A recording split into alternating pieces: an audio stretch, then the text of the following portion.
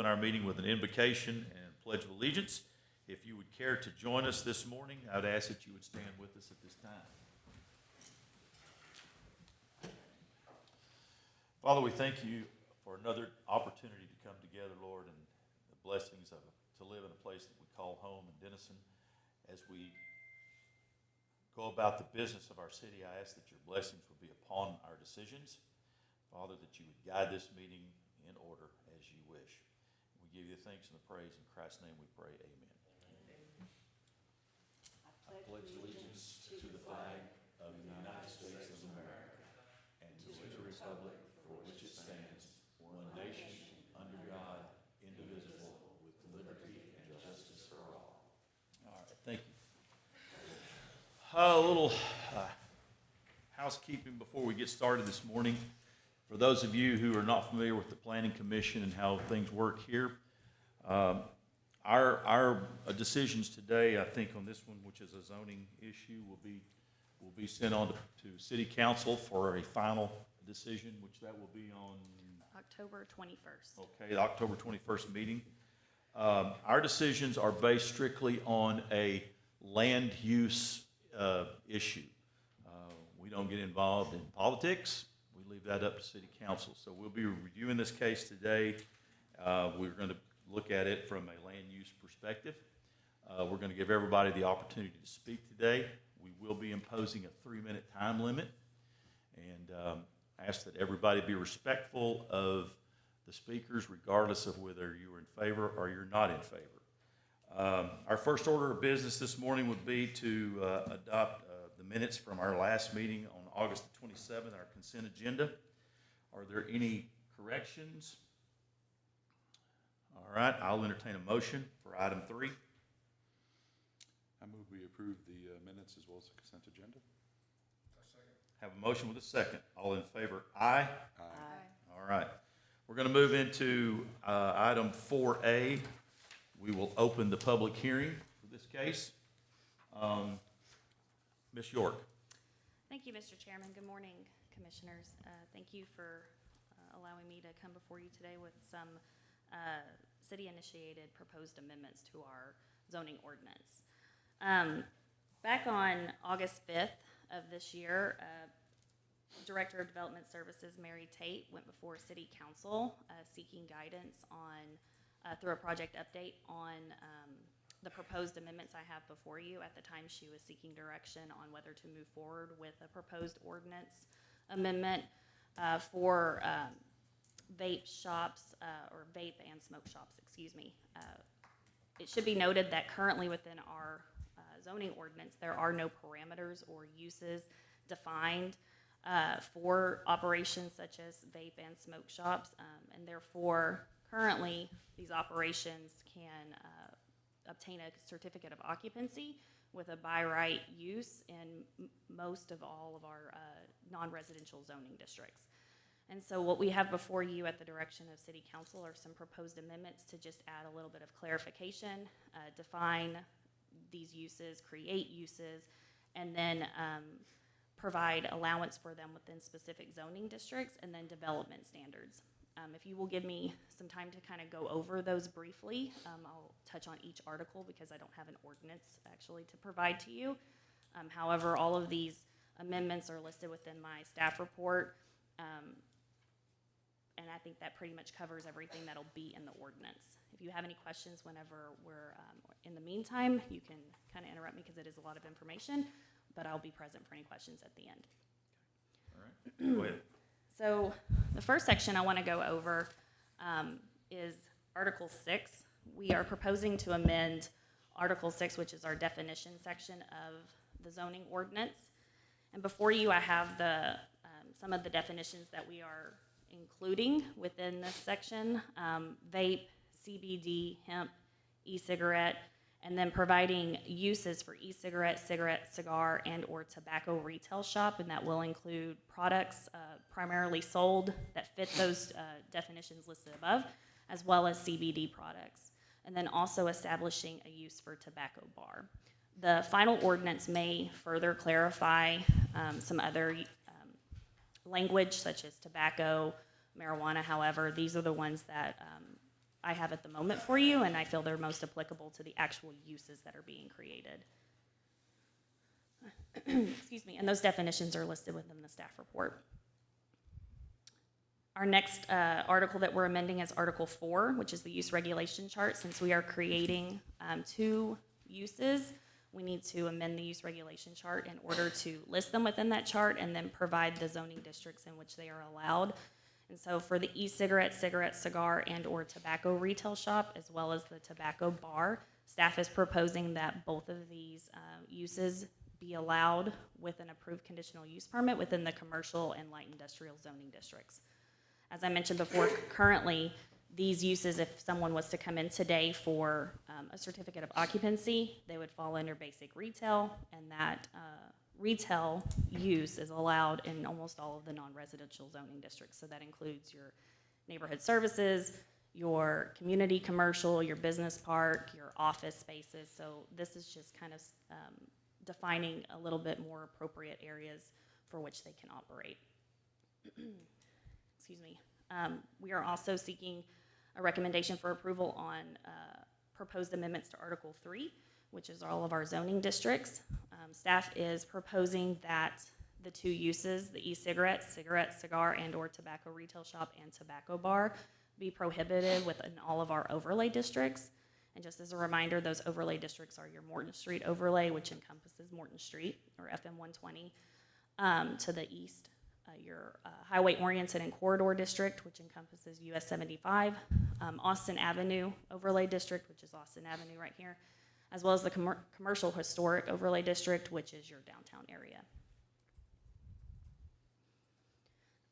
Lastly, staff is proposing to amend Article 5, which is our development standard section of the zoning ordinance. There are requirements that for e-cigarette shop, retail shop owners that are required at the state level. And so when we receive these conditional use permit submittals, we are adding clarification to the development standards that these applicants will also need to provide any state requirements, such as from the state, the Texas Comptroller's Office. And we are also requiring a specific distance from facilities such as churches, hospitals, schools, and daycares. These development standards are in addition to your typical development standards that we ask from conditional use permits, such as screening, landscaping. However, these specific standards will need to be provided at the time of submittal. I do want to kind of touch on the notification for this meeting. When we have proposed amendments to any text amendments within our zoning ordinance, we're required by law to provide a 15-day notice. And when you're proposing, text amendments, it doesn't necessarily touch individuals, kind of like a proposed zoning change does. And so there are no requirements to notify within 200 feet of that proposed property.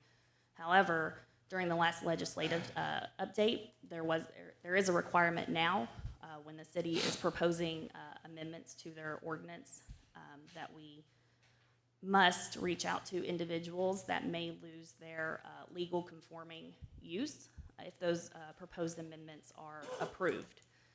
And through this process, we did an inventory of all of the operations that we felt would be affected by this ordinance, or who are in operation under the kind of the umbrella of a vape or smoke shop.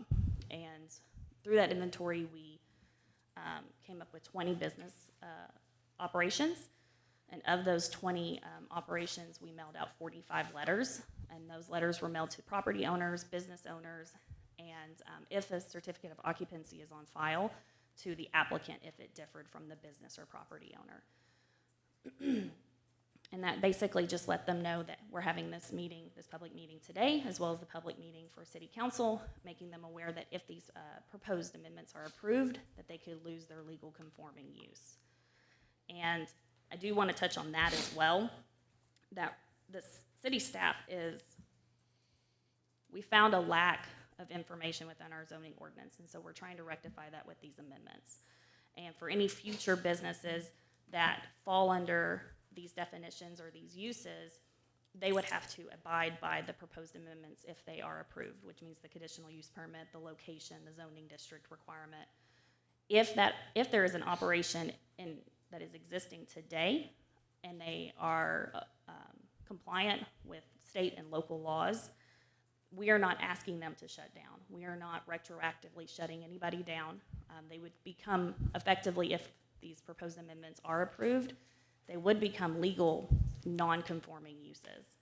And so if for some reason they are shut down by state or local law enforcement, or at the state level by the comptroller's office for any reason, then they would have to abide by these amendments if they are approved. Additionally, if they are to move their operations or cease their operations at the current location, they would have to abide by these proposed amendments if they are approved. But we are not asking them to shut down today. With that, I will say that we have representatives from our police department and the school district here as well, if you wish to ask them any questions pertaining to this ordinance. But I am present for any questions that you may have. Questions of staff? I have one quick question. So what, I understand the use, if a business got shut down, or they ceased to operate, what about the sale of that business, transference of the business? Where does that fall within this? Are you talking about for, So if someone was as a operating, business? continuously operating a business and sold that business to another entity or operator? And they would need a separate certificate of occupancy. Would they be grandfathered in? I was gonna ask the same question. Would they be grandfathered in because if it was a continuing non-conforming use, or would that new business owner be required to make their own new application, or would that automatically negate their operation? I think that's a very good question, and based on the information that I have right now, I would say that they would have to abide by the ordinance, because then they would be requesting a new certificate of occupancy. If they have a conditional use permit for that location and it's already been approved and they're meeting all the conditions of that permit, and the business changes from one entity to another, they do not have to get another conditional use permit. That's They as can- a sole proprietorship. If it were a entity that changed ownership, there's no different change though, right? If they came in for a new certificate of occupancy, they would have to abide by the proposed amendments if they are approved. So they would have to be in continuous operation. But shareholders could change of an entity. Right. But also too, that certificate of occupancy, whoever initially signed for that, that's right, from the operator side, not the city side. Mhm. But if the operator signed for that, but then say someone purchased the business, like Ernie said, it would be a new Mhm. entity altogether. So then it would, again.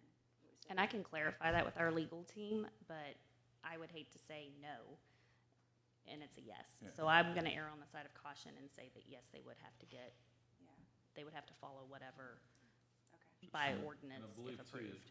with this being a legal nonconformity, they're not allowed to expand the business. That's over correct. What the present size is, so they wouldn't be allowed to enlarge the space or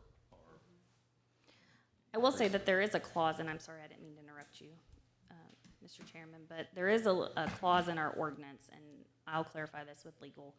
But if that use does not lapse within 6 months, so that may be how they are able to continue the use, and it's not non-conforming, is if the use doesn't lapse within 6 months, then it is still a legal non-conforming use. But I'll need to clarify that with our legal team as it pertains to this particular ordinance. Okay, because that also kind of begs an additional part two to that question, to where, say a business goes out of business, Mhm. but then say another tenant comes behind them and says, hey, I want to lease this space Mhm. to do the same type business. So if it hasn't been 6 months, would they still be able to be grandfathered into that? Right. Okay, And based off that language, yes, but I just want to make sure, because these are new proposed amendments and the requirement of a conditional use permit, I don't know if that negates the previous But in that case, non-conforming. they would need a new conditional use permit. Correct. right. But I'll clarify that and make sure that those answers are presented clearly, if this is to move forward to city council. Thank you. Okay. Anybody else for the staff? Okay, I have 5 letters that were sent to us from citizens in opposition to this request, and I have one letter in support. Make note of that. I have 3 speakers' cards filled out. However, it's not required, this being a public hearing. So I'm going to just go through these speaker cards first, and then we'll give the opportunity to anybody that would like to speak. If that's okay, is that okay with y'all, or how we do that? Anybody that wants to speak. Okay, Yep. all right. Twyla Maddox. And would you give us your name and address for the record, please? Absolutely. My name is Twyla Maddox, and I'm from Texas Tobacco, 518 West Main. I actually thank you so much for allowing me to be in front of you and speak today. I actually understand better what was said through this. When we originally got the letter, it read towards we might be shut down if the amendment was approved, but you have clarified that. So with that in understanding, I actually do support the fact of having distances. We've been in business for over 13 years, and we've self-governed ourselves to respectfully stay a distance from schools, from churches, even though there were no ordinances in place, as well as other tobacco shops or vape shops. So I appreciate the time, and now that I have the clarification, Thank you, ma'am. thank you Anybody all have- so much. Anybody have questions for Ms. Maddox? Oh, I apologize. Okay, you're good to go. Thank you, sir. You bet. Josh Lee. Thank you. It's Josh Lowe, L-O-E. Oh, Sorry. And, L-O-E? L-O-E. okay, thank you. And the address is 4423 Highway 91 in Denison. Store name is Red River Liquor. It's a liquor store. So they're selling vape out of there. So you have to be 21 to buy liquor. You got to be 21 to buy vape. So I feel like the ordinance, we don't even know what it says, but it could be a little broad. So it needs to be straightened out, ironed out. You know, I'm in the highway overlay, so that's going to be affected. Where the property is on 91 and 75, catty corner from the high school. It's over 1,000 feet away, property line to property line, door to door is more than that. So it doesn't affect the school at all. It is on the other side of the highway. Now we've got a whole, site plan that we're looking to develop for highest and best use. That can't be done right now because we have no city sewer. So the only thing that could lease there is what we got in, liquor store.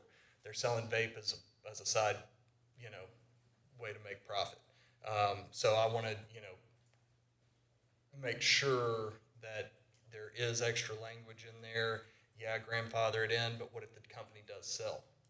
What if we develop it out to something else? What if we sell the land to somebody else? Would that require the guy to have some other permit use? I mean, there's a lot that goes on there. We're zoned regional retail. There's not a lot of regional retail zoning in Denison. There is a little bit. And then, with development of the future, what does future development look like? We're right on the edge of the city. Next to us is a $40 a night motel. If y'all are familiar with the Texoma Inn, how can you say you can't sell vape right here, but there's no telling what they're doing next door? And then at the dam site, which is right down the road. So I just wanted to make sure that there are extra rules in there. This was kind of rushed.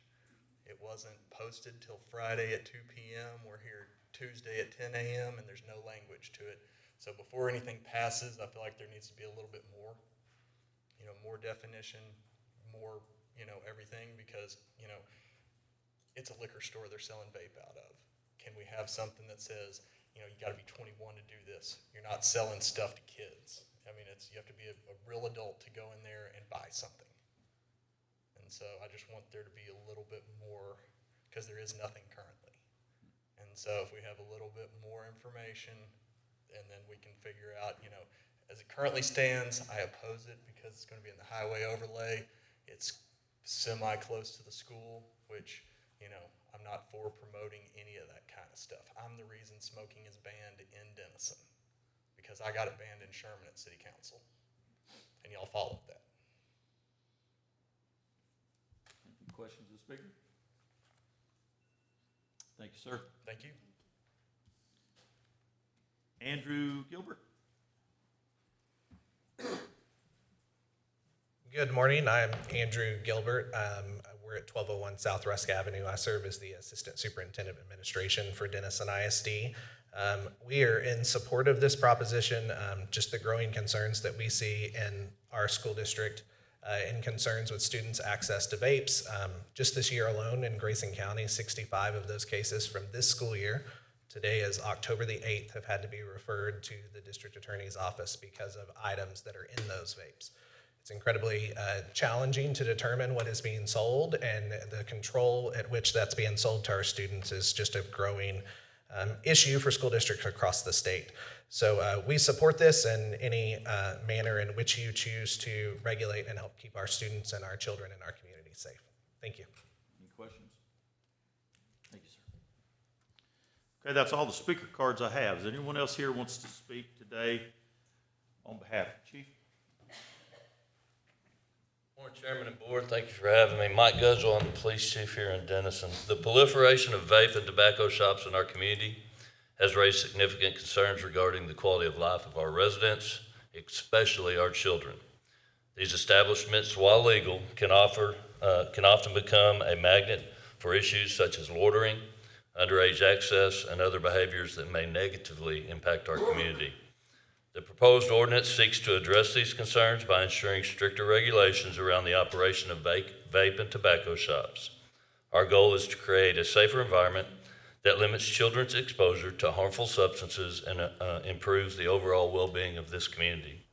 By enforcing these regulations, we aim to preserve the character of our neighborhoods and protect the health of our youth, who are particularly vulnerable to these dangers of nicotine and vaping.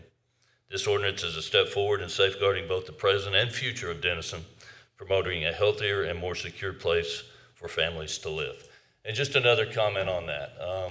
These vape shops, though, some of this stuff obviously has medicinal value, we're not looking to change current access, but we also need to be very cognizant of 0.3% is legal. I will tell you that we have vape shops throughout this city that are violating that, and there'll be more to come on that. The sale to minors is an issue, just last week, and again, there'll be more to come on that. But it's concerning, more importantly, because I'm a father to our youth, and I think that Dr. Gilbert hit on that. If you're a consenting adult, whatever. But it's these kids that it's jamming up. So appreciate y'all. What's the minimum age, Chief, to purchase vape products? 21. 21? Yes, sir.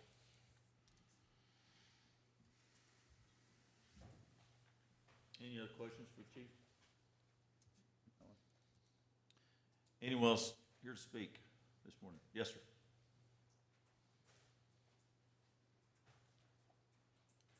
Good morning. My name is Jarrett Burnett. I run the Stoned Gnome over on North Myrick Avenue, 430 North Myrick Avenue. I realize the name is double entendre as well. It's also a gaming tabletop shop. As a father of a 5-year-old, I am also concerned about the kids. I am definitely worried about that. And so when I run my shop, I definitely card everybody I can, and I make sure that everybody who's purchasing my product is of age. I have turned away multiple minors from my shop.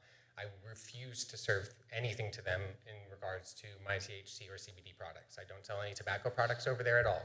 But this is one of the things that I wanted to make a change of in my community. I wanted to make a difference in, and I wanted to make a change to the illegal side of this as well. The people who get a hold of this stuff on the illegal side of things, who go to their dealers, instead can come to me and get something that's legal, that is regulated, it has standards and has COAs behind it in order to establish that we're selling things that are appropriate and legal and not to minors.